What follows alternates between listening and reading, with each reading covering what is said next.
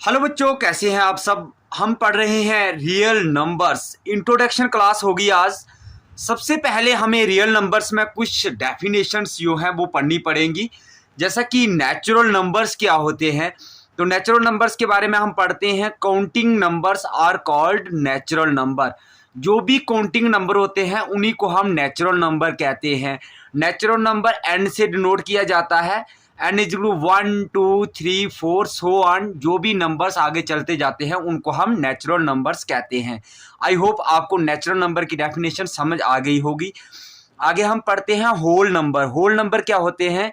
Zero along with all natural numbers are called whole number. जैसा कि whole number, whole mean सभी, जिसमें zero भी आ जाएगा, जिसमें जीरो भी होगा और अलॉन्ग विद नेचुरल नंबर सभी आ जाएंगे, उसको हम कहते हैं whole numbers.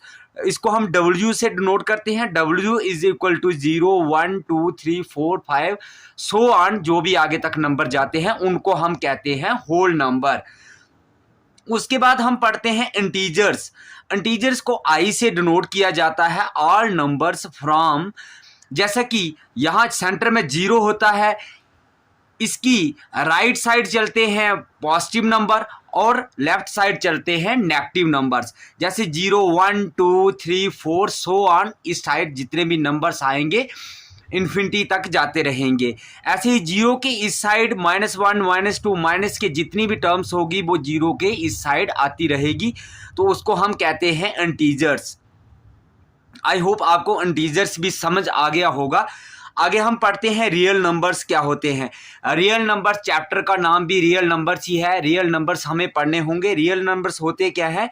Real numbers of the form P upon Q। देखिए, P अपॉन Q की फॉर्म में जो भी नंबर्स होते हैं उनको हम रियल नंबर्स कहते हैं।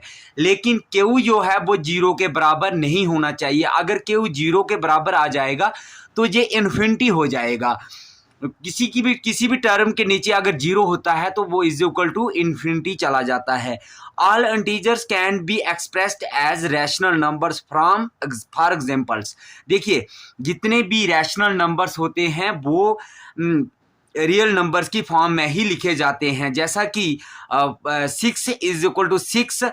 अगर हम 6 लिखते हैं तो जिसके डिवाइड में कुछ नहीं होता उसके डिवाइड में हम 1 लिखते हैं तो 6 डिवाइडेड बाई 1 आ जाएगा।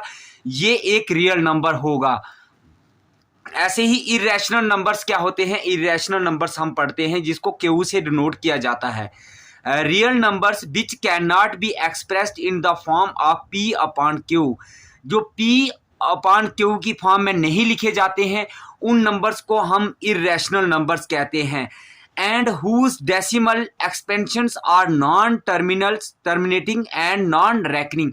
देखिए, जिसमें जो भी टर्म्स आती है वो रिपीट नहीं होती है, अलग अलग नंबर्स आते रहते हैं। जैसे कि हम यहाँ पर लिख देते हैं 9.02। अब जैसे यहाँ पर 9.02 आ गया, फिर 002 आ जाएगा, फिर 0002 आ जाएगा। ऐसे करके नंबर्स आगे आते रहेंगे तो उसको हम कहते हैं इरेशनल नंबर्स कहते हैं। उसमें नॉन रेकरिंग होती है, नॉन टर्मिनेटिंग होता है। कोई भी नंबर्स टर्मिनेट नहीं होता है तो उसको हम कहते हैं इरेशनल नंबर्स। चलो आगे बढ़ते हैं। इसके और बहुत सारे कंसेप्ट हमें बेसिक में पढ़ने होंगे। अब यहाँ पर हम पढ़ते हैं रियल नंबर्स के बारे में। Real numbers are the union of both rational and irrational numbers. दोनों का यूनियन होता है रैशनल और इरेशनल नंबर्स का। These numbers can be expressed on a number line. जैसे कि हमने यहाँ पर नंबर लाइन पे इनको दर्शाया हुआ है। These numbers can B both positive और नेगेटिव। ये पॉजिटिव भी हो सकते हैं, नेगेटिव भी हो सकते हैं। जैसे कि नंबर लाइन पर हमने लिखा है 0 -1 -2 -3 -4 -5 इस साइड आ जाते हैं। ऐसे ही दूसरी साइड हमारे पॉजिटिव नंबर्स जाते हैं, जैसे 1 2 3 4 5 सो ऑन। ऐसे ही पॉजिटिव नंबर्स आगे जाते हैं इसमें। तो जैसे कि हमें लिखना है 3/2, जैसे यहाँ पर आ जाता है 3/2, तो ये नंबर्स क्या है? रैशनल नंबर है। 3/2 रैशनल नंबर है। ये नंबर लाइन पर हम इसको दर्शा सकते हैं, नंबर लाइन पर इसको हम दिखा सकते हैं। जैसा कि 5 अगर हमें नंबर लाइन पर दिखाना होगा तो ऐसे करके हम √5 को दिखा सकते हैं। तो √5 होता क्या है, इर्रेशनल नंबर्स होता है। ऐसे ही इर्रेशनल नंबर्स में √3 आ सकता है, पाई आ सकता है, ये सभी इर्रेशनल नंबर्स नंबर लाइन पर दर्शाए जा सकते हैं। तो इसको हम रियल नंबर्स कहते हैं। ऐसे ही हमें एक और कंसेप्ट, इसका वेरी इंपॉर्टेंट कंसेप्ट है जो हमें समझना होगा, फंडामेंटल थ्योरम ऑफ अर्थमेटिक्स। अब फंडामेंटल थ्योरम ऑफ अर्थमेटिक्स क्या होती है, every composite number can be written as a product of primes in one and only one way. जिसके प्राइम फैक्टर्स निकाल के हम उसको यहाँ पर दर्शा सकते हैं, उसको हम फंडामेंटल थ्योरम ऑफ अर्थमेटिक्स कहते हैं। जैसे कि यहाँ पर हमें 66 एग्जाम्पल्स दी है, 420 की एग्जाम्पल्स दी है। तो हम सबसे पहले तो 66 के को प्राइम निकाल लेंगे, इसके हम प्राइम फैक्टर निकालेंगे 66 के। तो कैसे निकलेंगे, 66 के प्राइम फैक्टर 2 से जाता है तो 33 से कट जाएगा। ऐसे ही यहाँ पर ये किससे जाएगा, 3 से जाएगा तो 11 यहाँ पर आ जाएगा। ये किससे जाता है, 11 से जाता है तो यहाँ पर 1 आ जाएगा। 66 के प्राइम फैक्टर्स क्या आ जाते हैं, 2 × 3 × 11। ये हमारे 66 के प्राइम फैक्टर्स आ गए। ऐसे ही हमें इसके प्राइम फैक्टर्स निकालने हैं दूसरे, 420 के प्राइम फैक्टर्स हम निकालते हैं। देखिए 420 के प्राइम फैक्टर्स 2 से जाएगा, 2 2s are 4, 10 से आएगा, 210 आ जाएगा। फिर से 2 से जाता है 15 आ जाएगा, सॉरी 105 आ जाएगा।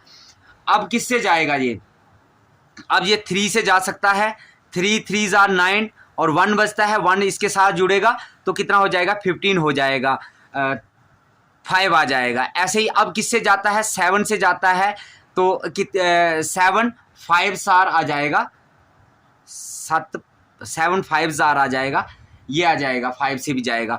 तो अब 5 किससे जाता है, 1, ये आ जाएगा इसका। इसके प्राइम फैक्टर्स क्या आ जाएंगे, 2 × 2 × 3 × 5 × 7, ये इसके प्राइम फैक्टर्स आ जाएंगे। तो अब हमें क्या करना है, इसमें एक HCF and LCF using prime factorisations, prime factorisation method को यूज़ करके हमें LCM और HCF कैसे फाइंड किया जाता है, ये आपको बेसिक अच्छे से समझा होगा तो आगे आपको क्वेश्चन करने में बिल्कुल ही आसानी हो जाएगी। तो देखिए यहाँ पर देखिए 66 और 420 का यहाँ पर हमने निकाल दिया है इसके प्राइम फैक्टर्स को लेकर ही हम LCM इसका फाइंड कर सकते हैं। LCM कैसे फाइंड होगा, देखिए यहाँ पर जितने भी जैसे यहाँ पर 2 है, यहाँ पर भी 2 है और यहाँ पर 2 बार आया है, तो जो ज़्यादा बार आया है वो हमें यहाँ पर लिखना होगा, 2 × 2 लिख दिया हमने। और यहाँ पर देखिए 3, यहाँ पर भी एक बार आया है, यहाँ पर भी एक बार आया है, 3 को हम लिख देंगे एक ही बार। उसके बाद क्या है, 5 है तो 5 एक ही बार आया है। उसके बाद 7 भी एक बार आया है और 11 भी एक बार आया है। इसको हम टोटल कर देंगे, ये हो जाएगा 4620 आ जाएगा। ऐसे ही HCF इसका निकालना होगा। तो देखिए यहाँ पर क्या है, HCF 2 इसमें भी है, 2 इसमें भी है, 3 इसमें भी है, 3 इसमें भी है। तो 2 दोनों में कॉमन है, जो दोनों में कॉमन होगा उसको हम यहाँ पर लिख देंगे। तो 3 भी दोनों में कॉमन है, 3 को भी लिख देंगे। तो इसका आ जाएगा HCF 6 आ जाएगा। अभी और बहुत सारे कंसेप्ट हैं, नेक्स्ट पेज पर आपको वो भी समझा। ये भी वेरी इंपॉर्टेंट कंसेप्ट है, relation between LCM and HCF। इसको आपको अच्छे से समझना होगा क्योंकि क्वेश्चन में बार बार ये यूज होगा। तो first number into second number is equal to LCM into HCF, ये फॉर्मूला आपको लर्न करके रखना होगा। तो फर्स्ट नंबर हमारा, जैसे कि हमें एग्जांपल्स किसकी ली है, हमने 66 और 420 की एग्जांपल्स हमने ली है, उसी को हम यहाँ पर आगे चलाएंगे। जैसे देखिए फर्स्ट नंबर हमारा क्या है, 66 है, सेकंड नंबर हमारा 420 है, HCF हमने निकाला कितना आया था, 6 आया था। फाइंड द LCM, अगर हमें LCM इसका निकालना है तो कैसे निकाला जाएगा। देखिए फर्स्ट नंबर की जगह पर हम 66 लिख देंगे, सेकंड नंबर की जगह पर हम लिख देंगे 420 is equal to LCM into HCF की जगह पर हम 6 लिख देंगे और करके लिखेंगे LCM इंटू 6 आएगा यहाँ पर। तो ये इसको आगे ले जाएंगे और 6 जो होगा वो इसके डिवाइड में चला जाएगा। ये कट हो जाएगा, 11 से कटेगा तो इस दोनों को हम मल्टीप्लाई करेंगे तो HCF क्या आ जाएगा हमारा 4620 आ जाएगा। देखिए हमने पहले भी निकाल के फाइंड किया था, वही हमारा यहाँ पर भी निकल गया। यहाँ पर एक वेरी इंपॉर्टेंट कंसेप्ट हम समझने वाले हैं, कंट्राडिक्शन मेथड। ये कंट्राडिक्शन मेथड से ये प्रूफ करना है हमें। यहाँ पर इसका हम प्रूफ लिख देंगे, प्रूफ, इसको हमें प्रूफ करना है, प्रूव रूट 2 इज इरेशनल। तो हमें क्या करना होता है, पहले स्टेप में let us assume the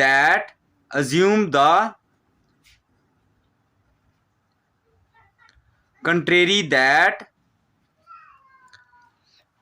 that root 2 is irrational. सबसे पहले तो हमें इसको रैशनल लिख देना है।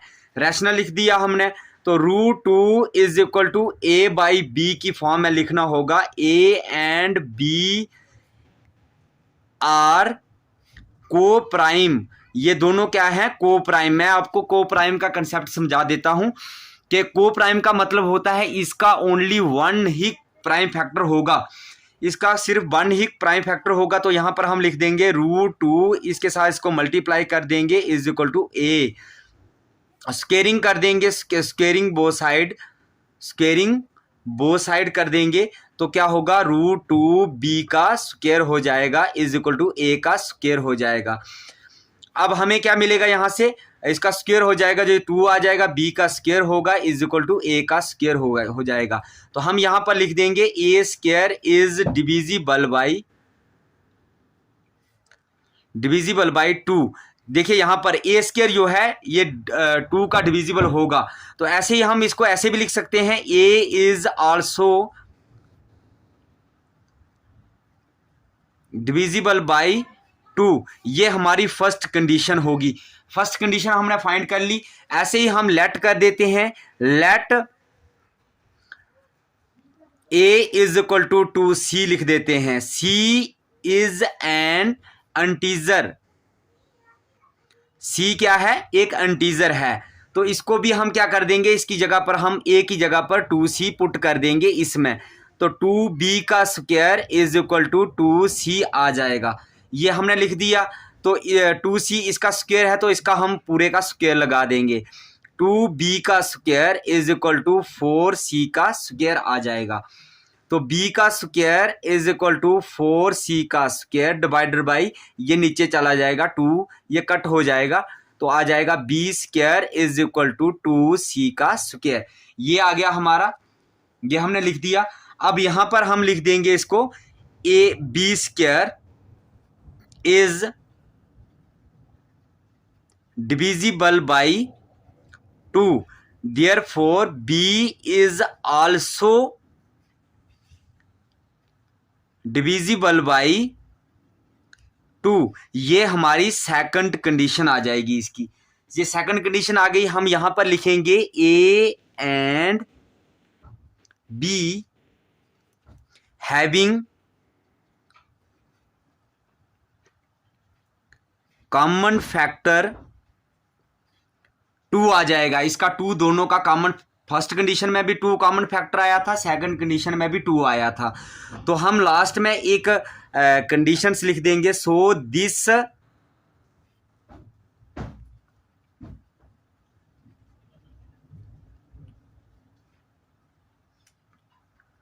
contradiction is arisen because of our wrong assumption।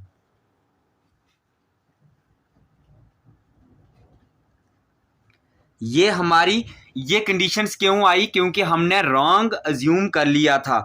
Therefore root 2 is irrational. Root 2 क्या होगा, इरेशनल होगा। इसी मेथड से हम इसकी दूसरी एक्सरसाइज करने वाले हैं। तो इस बेसिक क्लास को पूरे ध्यान से देख लीजिएगा और अंडरस्टैंड कर लीजिएगा। तो हम आपको मिलते हैं इसकी पहली एक्सरसाइज में। Bye bye, take care students.